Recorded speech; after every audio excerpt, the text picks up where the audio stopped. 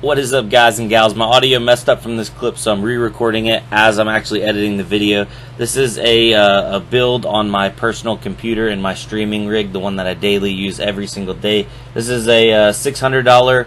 My budget was to stay under $600. I eventually did change the graphics card out, but hang with us and check it out. It was a solid system while I did use it before I started modifying it, and for the budget, you really can't beat it. So thank you guys for watching, and let's roll that clip.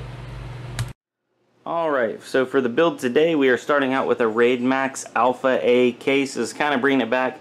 This is definitely not like a up-to-date current case, but I love the way it looks. It's really simple. It's got the power button and reset button on the side. It does have a drive bay because I do need a DVD Blu-ray drive every now and then. I know a lot of computers are kind of foregoing that nowadays, but I still do need it. It's got a full tempered glass side and a big mesh front for cooling, and a magnetic removable filter up top, and that's all vented for cooling also.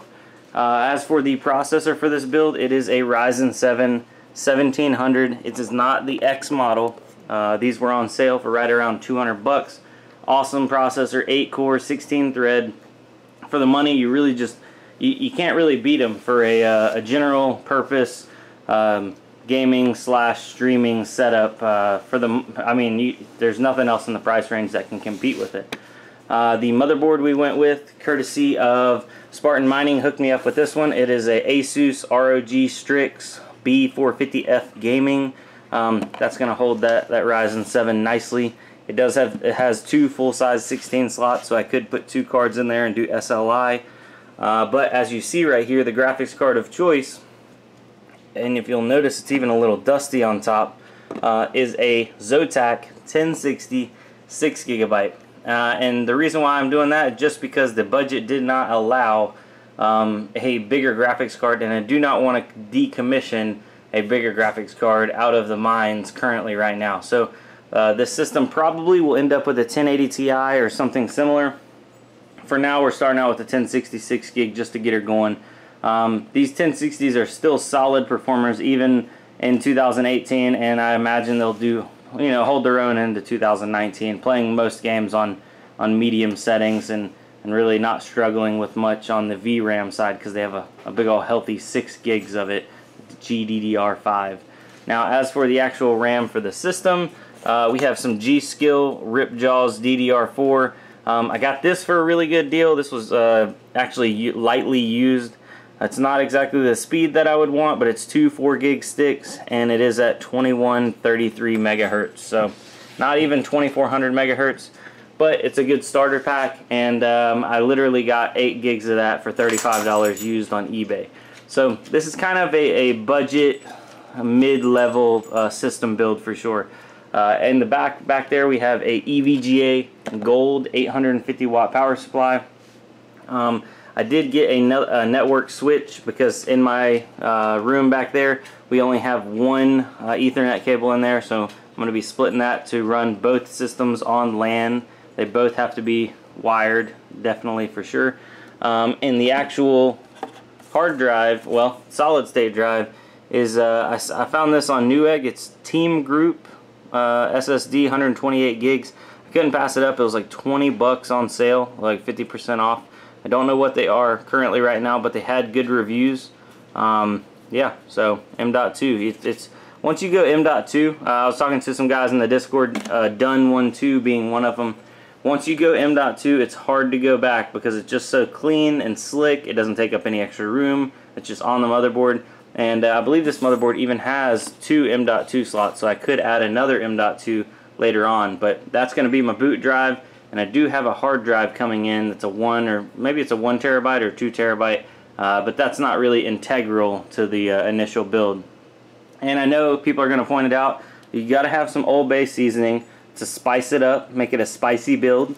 Then you got to have your Mountain Dew, and that's actually one of those freezer mugs because the Mountain Dew wasn't cold. So you got to get that Mountain Dew cold before you go to building the computer. So guys, just hang around and let's do a little time lapse here. Here's a little breakdown of everything that's in the system just to give you guys an idea if you wanted to check it out. I appreciate it. Links in the description.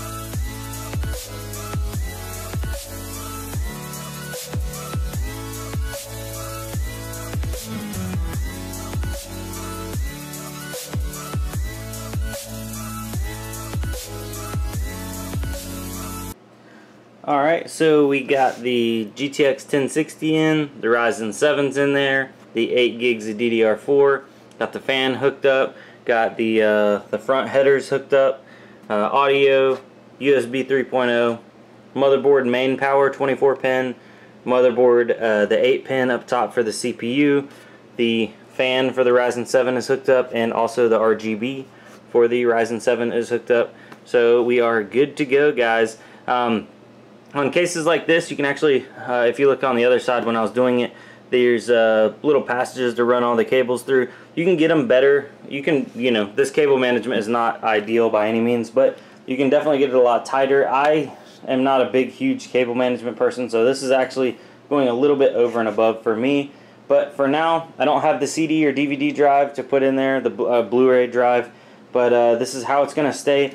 I do plan on potentially using this front area for a radiator for a AIO water cooler for the Ryzen 7, but right now the air cooler will work. Sorry. I'm going to put that front panel on and fire it up and install Windows and see how this thing does. Alright guys, so I just plugged it in and I turned the power on to the power supply, and already something inside there is glowing. But it's always a little nerve-wracking for the first power on. Let's go ahead and... Woo! Oh man. Look at all that RGB. Holy smokes. Alright, it did come with an actual remote to hopefully tone this down, because that's quite a bit. Hold on, let me turn my light off and see what that actually looks like in here. Yeah, that's a little much. So, yeah.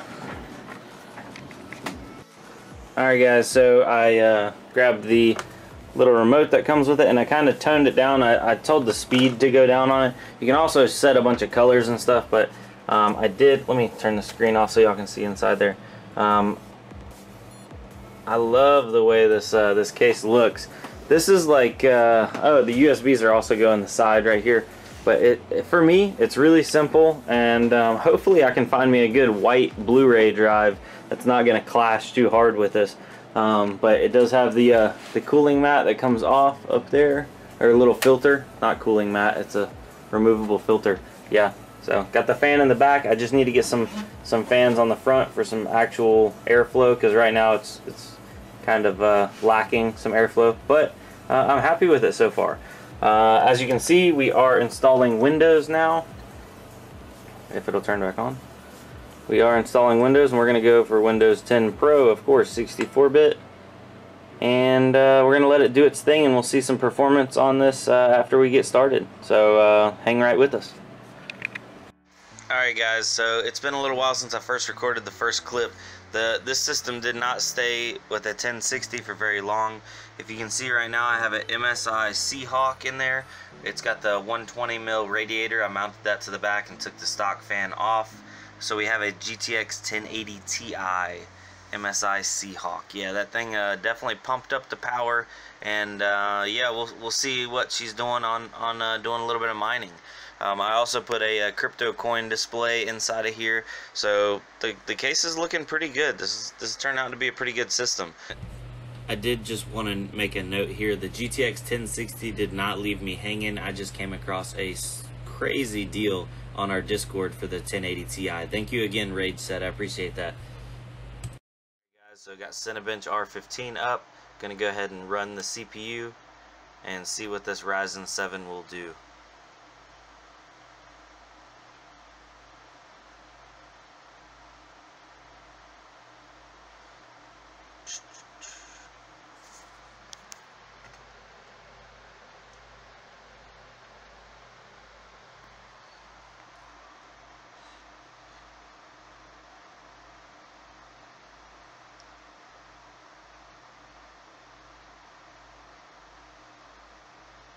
Alright, so it scored 1387, which comes in higher than a Intel Xeon X5650 at 1279. I really don't have anything else to compare it to, but I know that it is a little screamer, and this is with the RAM overclocked to 2666. So I did have to go in the BIOS, and thank you William for the help on that, or Bill, Mr. Dunn. So appreciate that, and let's see how it's going to do on doing some mining. Guys, so I went ahead and loaded up WinMiner. I have been running WinMiner on my personal system. I really like their user interface and the auto benchmarking and auto profit switching. It has been beating out NiceHash lately, but if we'll look right here, it's got the Ryzen 7 1700 on AEON, making 23 cents a day. That's at the stock 3 gigahertz mark. I have not overclocked the processor yet. And the GeForce GTX 1080 Ti doing $1.10 a day mining BTG, or Bitcoin Gold. My overclocks on the 1080 Ti are very conservative, 80 on the core, 300 on the memory. The fan, I just let it do the auto curve because it runs super cold. It's always below 50, and then the power limit at 80. So yep, that's pretty much how the cookie crumbles on that. So guys, if you're looking to put together a budget system, and you could even skimp out on the graphics card in the beginning and save yourself a little bit of money, maybe go with like a 1050, or I hate to say it, you know, maybe even like a I picked up one of these for 40 bucks, a 1030, just to have a display and do a little bit with, and then you can get you a really good graphics card later. The prices on graphics cards are way down right now after a lot of the miners are dumping them off. So I know I'm buying a bunch of them. It might be the time for you to buy one too. So guys, thank you for watching. This is Brandon on Brandoncoin, and gotta keep the crypto kitties safe. The cat loves it right here, right in front of me, right on my mouse pad. So guys, have a good day. Thank you for watching. Adios.